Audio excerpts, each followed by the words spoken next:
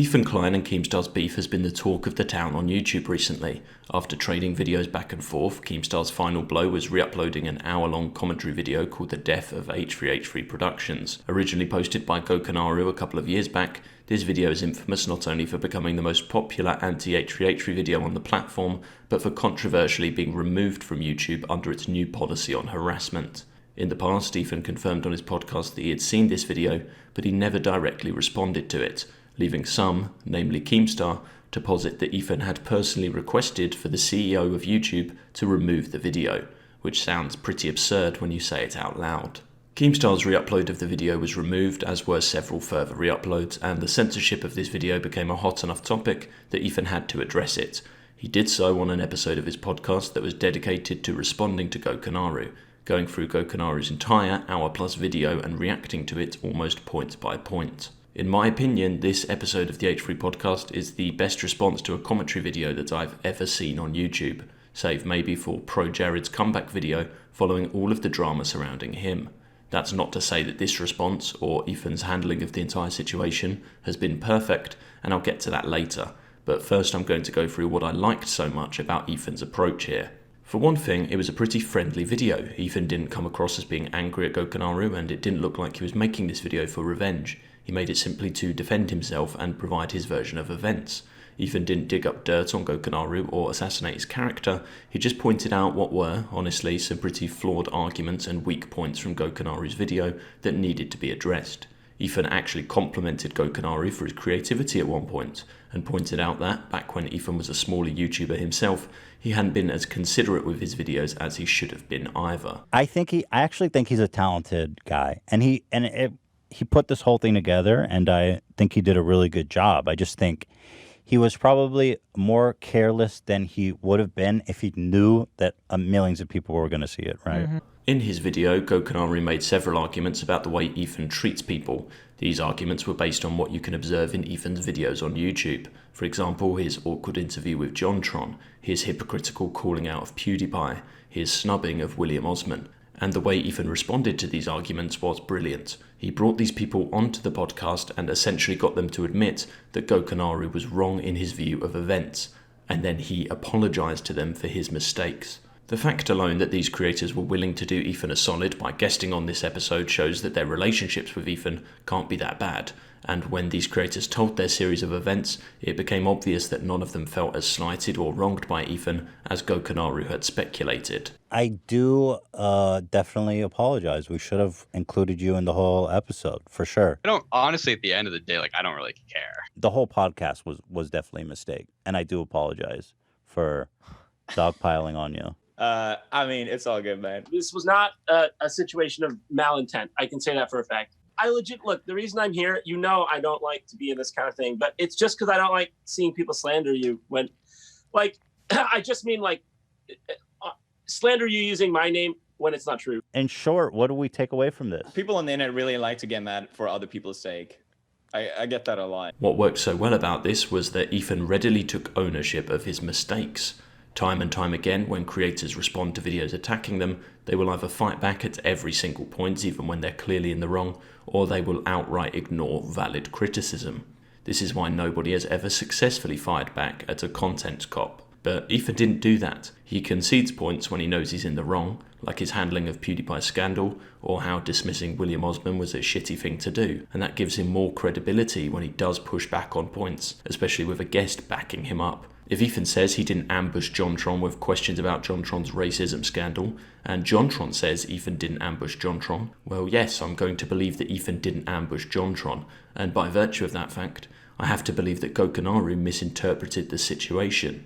Pretty much every case of Ethan treating other YouTubers badly was rebuked, some more powerfully than others, and in some cases, Gokanaru ends up looking worse than Ethan. Take the drama from 2016 with Ethan, Pyrocynical, and Leafy. Ethan makes it very obvious that Gokanaru either didn't research the situation properly, or that he deliberately omitted evidence from his video, and although Ethan doesn't look great in this situation still, he owns his mistakes and makes it hard for anyone to be mad about this incident from 2016. Look at Shoe Nice too. Even if you think Ethan's podcast content about Shoe Nice is in poor taste, it's obvious that Ethan and Shoe have a better rapport than you'd think. and a much better rapport than Shu has with Gokanaru, who ends up looking pretty bad when Ethan spotlights how Gokanaru made skits about Shunice's estranged son and refused to remove them from his video when Shunice requested that he did. Just broadly, what did you think about Gokanaru's video?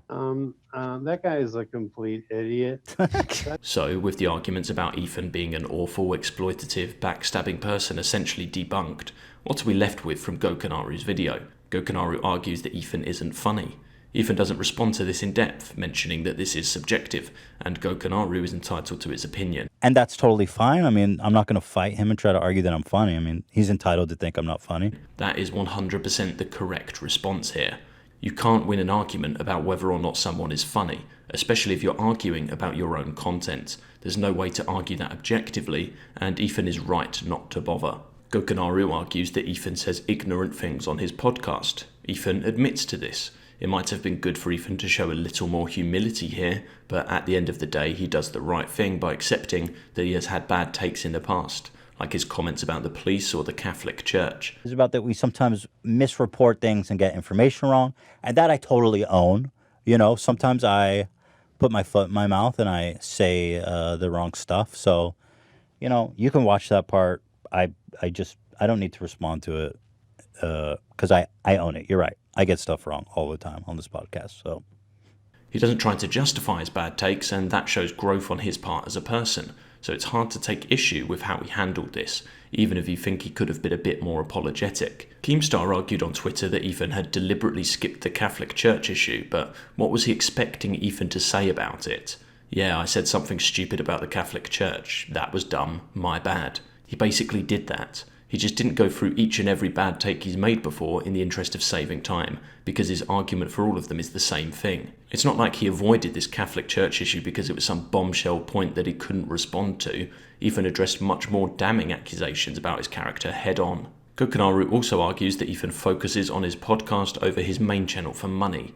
Ethan's response is, yes, I do make a lot of money from my podcast, but I also enjoy making it, and I stopped enjoying my old content so much, so there you go. And that's completely reasonable. This wasn't a great argument from Gokanaru in the first place. If you're going to take issue with YouTubers making a lot of money from their content, you've got a long list of people to call out. I am someone who thinks that Ethan's content is, generally speaking, not as funny as it was years ago, and that Ethan says a lot of dumb shit, and that his Cash Cow podcast is pretty mediocre. But I don't really care about any of those things. It's Ethan and Hila's channel. They can do whatever makes them happy. Those aren't strong arguments that are going to kill off Ethan Klein. They're either subjective or they're honestly pretty petty, and Ethan does a good job highlighting that. I think responding to Gokanaru for a podcast was the perfect approach. Ethan takes time to go through everything, even if he addresses certain points very quickly, and by the end, he either refuted each point well or accepted the criticism pretty graciously by YouTube drama standards. What could Ethan have done better? Well, he could have done this sooner. Ethan made a podcast admitting to some mistakes in the past around the time that the Gokanaru video first dropped, but he didn't go into nearly as much depth. Responding to Gokanaru this thoroughly a little bit earlier on could have prevented Gokanaru's video from gaining the infamy and approval that it did. Now we're in a situation where so many people have turned against Ethan and loved Gokanaru's video, they're not going to consider Ethan's side of the argument as fairly as they should. Ethan is also, undeniably, a bit hypocritical in his response to Gokanaru. Some of the criticism he makes, such as Gokanaru overstating how bad of a person Ethan is, often based on speculation, or Gokanaru leaving out crucial facts and pieces of information, can also be levied against Ethan's recent videos on Keemstar. For example, Ethan really takes Gokanaru to task for claiming to have done extensive research, yet failing to mention screenshots of a conversation between Ethan and Leafy that exonerate Ethan to an extent. Either Gokanaru didn't do enough prep, or he deliberately left this out to fit his narrative of Ethan being awful. Yet, in Ethan's first video about Keemstar, Ethan shows a series of tweets Keem made about Etika that make Keem look like a cunt, but he doesn't show any nice or positive tweets that Keem made about Etika, nor does he show a text from Etika's mother that arguably exonerates Keemstar at least a little bit. No matter what you think of Keemstar or how different these situations are, it is the same practice. Bad faith at worst and laziness at best, and this is the practice that Ethan bashes Gokanaru for. Ethan even admitted that it took him an entire month to make his first video on Keemstar, so it's not like he didn't have the time to do this research. In any case, this was the first episode of the H3 podcast that I've watched in its entirety since Post Malone and Joji were on, and as I said before, is one of the best responses to a takedown video I've ever seen on YouTube. And that's coming from someone who really doesn't have a horse in this race. I like some of Ethan's content, but I also liked Gokanaru's video when it first dropped. I mean, fuck, I even like some of the stuff Keemstar makes. I'm not biased one way or the other, or at least I'm not trying to be. I just think, credit where credit is due, Ethan has basically managed to dismantle a video that many thought he was too scared to even allow to stay on the website, let alone acknowledge, and that's pretty impressive. There's also very little room for Gokanaru to respond to this, and I'd be pretty surprised if he did. Ethan didn't really fire any shots. He accepted some of Gokanaru's arguments, and he made a lot of them look silly and melodramatic. And so I think Gokanaru's best option is probably just to move on and let this one rest. Hello there, it's Waves from the Future speaking. Between me recording this video and right now, I've noticed some tweets from Gokanaru that imply that he is in fact going to be making a response on the basis, at least partially, that some of the information in Ethan's video regarding Shoe Nice was not correct. If this is the case, and obviously if there is false information and Shoe Nice really didn't attempt to take Gokanaru's videos down like Ethan and Shoe Nice had claimed on the podcast, then obviously it's valid for Gokanaru to make a response on that basis. So I withdraw my previous comment on there being no reason for him to reply, yada yada yada yada. But I stand by what I said in that it's not really a situation where Gokanaru can come back and rip into Ethan's content and character again in the same way he did in the first one. There's not really anything to base that off. Anyway, that's about it. This isn't as good an ending as I originally had, but I felt like I should include that. Thanks, bye.